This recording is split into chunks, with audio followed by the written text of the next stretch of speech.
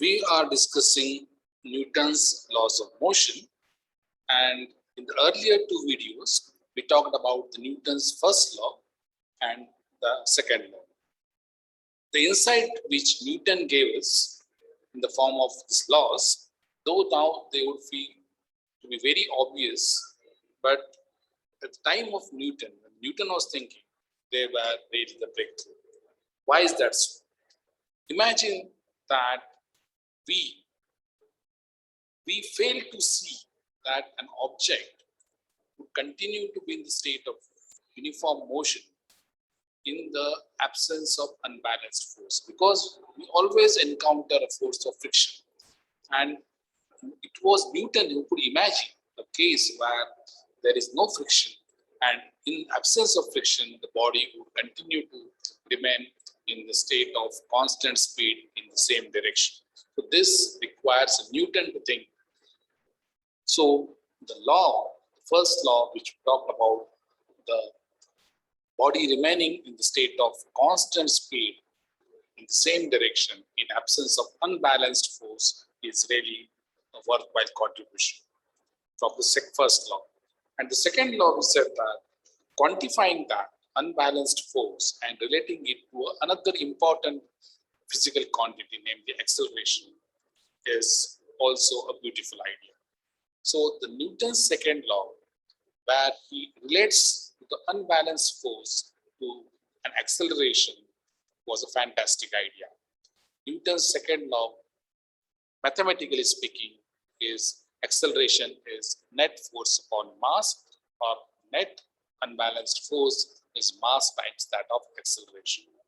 We brought in the concept of momentum, and we said that the actual statement of second law is rate of change of momentum is directly proportional to the unbalanced net force. Okay, so unbalanced I am always emphasizing. Third law contribution is very interesting, and many students, they fail to grasp this concept, and they just mug up the statement that for every action there is an equal and opposite reaction. That is not that simple. What is most important point to be understood in Newton's third law is that the two bodies on which the equal and opposite forces are being acted upon, they are two different bodies. Okay. So what is the statement of Newton's third law of motion? Whenever one object exerts a force on the second object would then simultaneously exert an equal and opposite force on the first. So this is very, very important.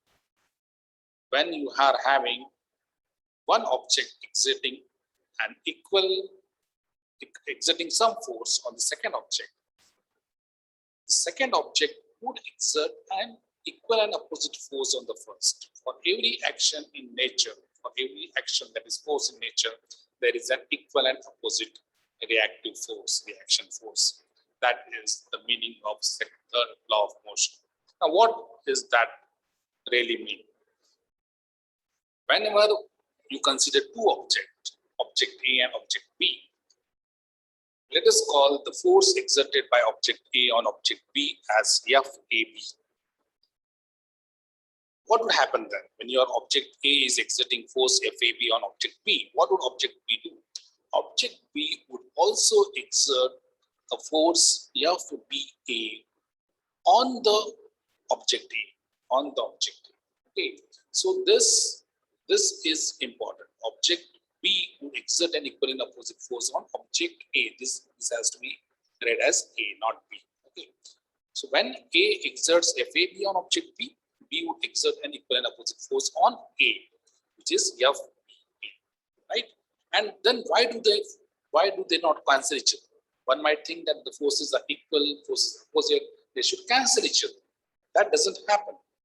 That is because, and this is the most important point I want to say, that is because these forces are acting on two different objects, A and B, and that is the reason why, in spite of acting in equal and opposite direction, and the line of action also being the same, they do not cancel each other, because they are the two different forces being acted on two different objects. Okay.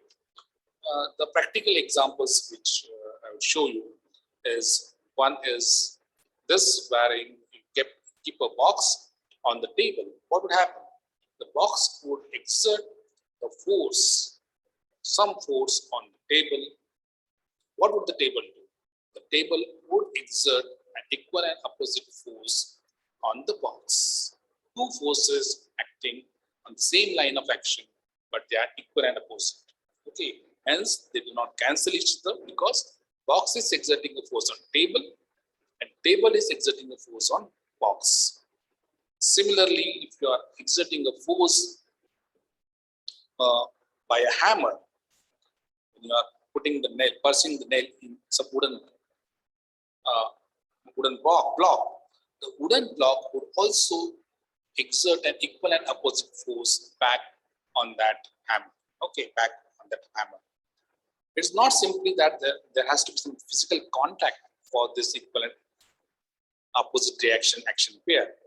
Action and reaction pair are formed, and this action and reaction pairs are formed even if there is no contact. For example, we talk about the movement of the planets around the sun, or movement of the moon around the earth. All this, they are perfectly moving in the circular orbit, and you would find that there is an action and reaction pair in spite of the fact that they are not physically in contact.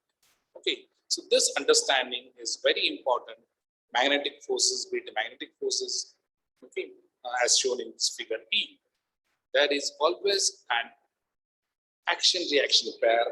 That is what Newton says. Okay, action and reaction as a pair of equal and opposite forces acting along the same line always exist in nature, is the Newton's third law of motion.